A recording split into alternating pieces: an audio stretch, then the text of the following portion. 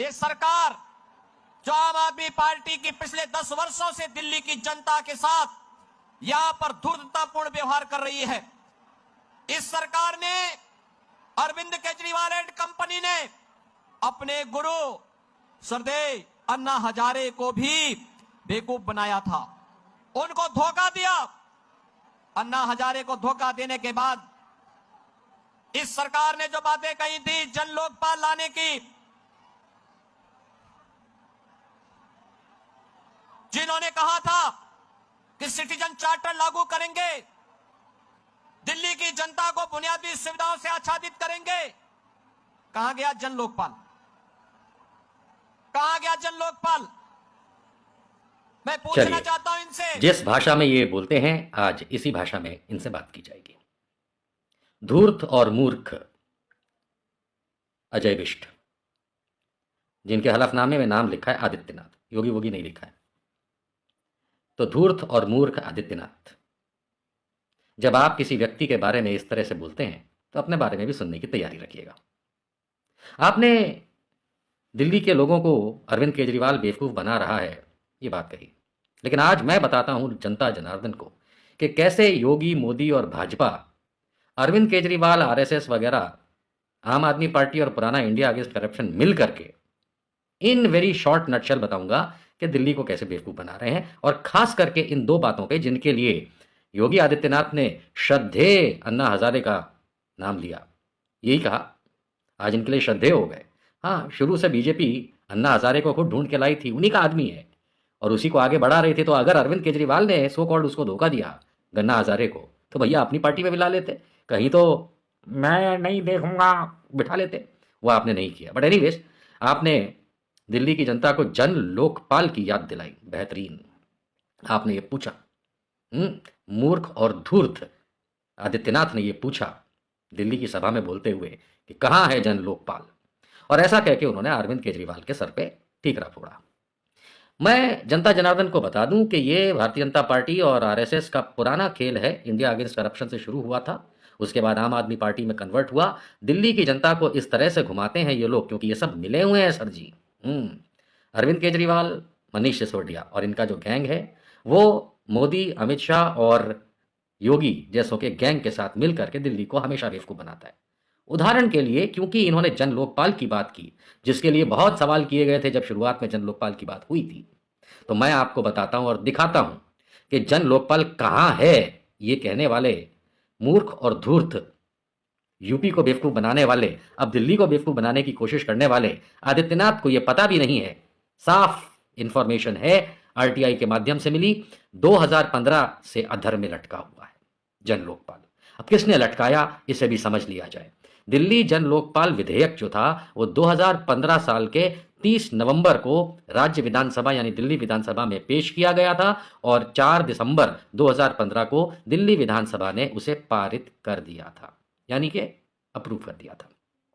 इसके बाद यह विधेयक, जन लोकपाल विधेयक, अंतिम मंजूरी के लिए केंद्र के पास भेजा गया, यानी कि मोदी सरकार, 2015 में तो मोदी सरकार ही थी ना, मोदी 1.0, उसके पास भेजा गया। लेकिन इसे अन्य बाकी जो विधेयक भेजे गए थे उनके साथ जून 2016 में, यानी कि काफी समय के बाद, 6 महीने के लगभग बाद, जून 2016 में दिल्ली सरकार को वापस लौटा दिया गया। किसने लौटा दिया? मोदी सरकार ने। अब जहां आम आदमी पार्टी ने भाजपा सरकार पर विधेयक को रोकने का आरोप लगाया, उसी तरह से गृह मंत्रालय यानी कि अमित शाह जो अभी आजकल जिसका बॉस है, होम मिनिस्ट्री ऑफ इंडिया, ने कहा कि इस विधेयक के लिए पूर्व अनुमति नहीं ली गई थी। अभी आपस में गेम खेल रहे हैं, है ना। मोदी सरकार कहती है तुमने पूर्व अनुमति नहीं ली, और इन्होंने कहा कि भाई हमने तो पारित करके आपके पास भेज दिया। आरटीआई के जवाब में गृह मंत्रालय यानी कि केंद्रीय मोदी सरकार वाले भारत सरकार के गृह मंत्रालय ने कहा कि विधेयक की स्थिति के बारे में जानकारी नहीं दी जा सकती। दिल्ली सरकार ने कहा कि विधेयक उसके कानून मंत्री और विभाग के पास पड़ा हुआ है। ठीक है, अब इसमें हम जानते हैं कि आरटीआई में और फिर बाकी जब जानकारी निकाली गई थी तो उसमें साफ कहा गया था कि भाई देखो ऐसा है, या आम आदमी पार्टी ने पास कर दिया, बीजेपी ने रोक दिया, बीजेपी ने वापस भेज दिया। ये इस तरीके की बातें करके दोनों सरजी मिल करके दिल्ली को बेवकूफ बनाते हैं। और उत्तर प्रदेश के मुख्यमंत्री योगी आदित्यनाथ उर्फ जिनका असली नाम सिर्फ आदित्यनाथ है हलफनामे में। योगी पता नहीं कैसे इलीगली लगा करके लोग बात करते हैं। कौन योगी भैया? मठ में होंगे, सरकार में तो तुम्हारे हलफनामे में ही नाम नहीं है। लेकिन खैर, जिस भाषा का उपयोग आप करते हैं योगी जी, तो हम आपसे कहेंगे धूर्त और मूर्ख आदित्यनाथ। अब वहां सवाल करते हैं कि कहाँ गया जन लोकपाल? कहीं अपने बॉस से पूछो ना कि दिल्ली की जनता को उसी तरह क्यों बेवकूफ़ बनाते हो जो तुम 2014 से कहते आए हो भाजपा वालों कि हम दिल्ली को पूर्ण राज्य का दर्जा देंगे। गायब हो गए, गायब हो गए। अब तो बोलते भी नहीं उस बारे में। अब आगे सुनिए। लेकिन बहन और भाइयों, न तो यह केजरीवाल एंड कंपनी, न तो जनता जनार्दन से किए हुए वादे पर अक्सरशः सही उतर पा रही है और नहीं बुनियादी सुविधाओं को देने में यह सफल रही है, बल्कि दिल्ली के अंदर अराजकता को बढ़ावा देने का काम इन्होंने किया है। लॉ एंड ऑर्डर की बात करते हैं। लॉ एंड ऑर्डर किसके हाथ में है? दिल्ली का। उत्तर प्रदेश का तो उत्तर प्रदेश सरकार के पास होता है, लेकिन दिल्ली का केंद्र सरकार के पास होता है। अगर आम आदमी पार्टी अराजकता फैला रही है दिल्ली में, ये योगी आदित्यनाथ का यानी कि धूर्त और मूर्ख आदित्यनाथ का कहना है, तो फिर ये बताएं कि अमित शाह क्या मंजीरा बजाने के लिए वहां बिठाए गए हैं? नहीं, अगर मंजीरा बजाने के लिए बिठाए गए हैं तो बताइए, क्योंकि लॉ एंड ऑर्डर तो उनके हाथ में है। ये बस वही वाली बात है कि बांग्लादेशी घुसपैठियों को भारतीय जनता पार्टी वाले, इवन योगी वगैरह, ये लोग बोलते हैं कि विपक्ष के जो लोग हैं वो पालते पोसते और बढ़ावा करते हैं। ये भूल जाते हैं कि बांग्लादेशी घुसपैठी जो है वो बॉर्डर क्रॉस करके आते हैं और किसी राज्य सरकार के पास बॉर्डर का कंट्रोल नहीं होता। जम्मू कश्मीर को छोड़ करके बाकी पूरे देश को बॉर्डर सिक्योरिटी फोर्स या कोस्ट गार्ड यही उस पर कंट्रोल रखती है।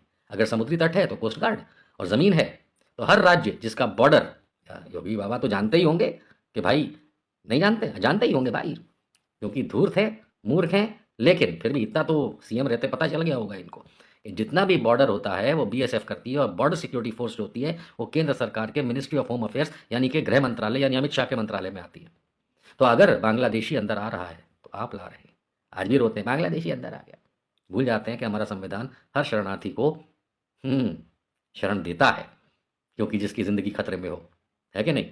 लगाए रखते हैं बांग्लादेश का वापस करो, हमसे पूछते हैं बांग्लादेश के बारे में क्यों नहीं बोलते हो। अरे शेख हसीना को गोद में बिठाए वाला मोदी, और आप उसके लपड़ झन्ना हम लोगों से पूछते हैं कि बांग्लादेशी के बारे में क्यों नहीं बोलते, बांग्लादेश में वहाँ क्या हो रहा है उसके बारे में। शेख हसीना पे बोल के दिखाओ, मोदी को बोलो गेट आउट करें, उसे गोद में बिठाना है और फालतू की बकवास करनी। तो खैर, ऑल इन ऑल खाली इतना निकल के आता है कि आम आदमी पार्टी, और ये मेरा मंतव्य है और बाकायदा है और अभी का नहीं शुरू से है, कि आरएसएस की उपज ही भारतीय जनता पार्टी है और आरएसएस का ही माइंड गेम जो है वो आम आदमी पार्टी बनाया गया था। एक इतिहास है इस चीज़ का कि इंडिया अगेंस्ट करप्शन में कैसे रामदेव को हटा करके अन्ना हज़ारे को और ये जितने भी रिटायर्ड खास करके जो सरकारी अधिकारी थे जो कांग्रेस से खुश नहीं थे उनको जोड़ के, चाहे जनरल वीके सिंह हो, किरण बेदी हो, अरविंद केजरीवाल हो, इनको जोड़ करके जो गेम खेला गया था उसमें से खुद कुछ तो चले गए माता के पास यानी बीजेपी के पास, चाहे जनरल वीके सिंह हो, किरण बेदी हो, और बाकियों का ये आम आदमी पार्टी टिकटॉक खेलते रहते हैं। तो हकीकत ये है धूर्त और मूर्ख आदित्यनाथ कि जन लोकपाल और दिल्ली को पूर्ण राज्य का दर्जा बीजेपी नहीं देना चाहती है, इसीलिए अपने नाजायज बच्चे आम आदमी पार्टी को, जो आप ही लोगों ने पैदा किया है, सामने रख के सिर्फ जनता को मूर्ख बनाती है ताकि कहीं गलती से कांग्रेस ना आ जाए। कांग्रेस आएगा या अन्य विपक्षी दल जैसे समाजवादी पार्टी हुए, टीएमसी हुए, डीएमके हुए, इनसे आप इतना डरते हैं, जिसको हिंदी में कहते हैं फटती है आपकी, कि अगर ये लोग आ गए सरकार में, चाहे राज्य में या केंद्र में, आपका क्या होगा जनाबे आली।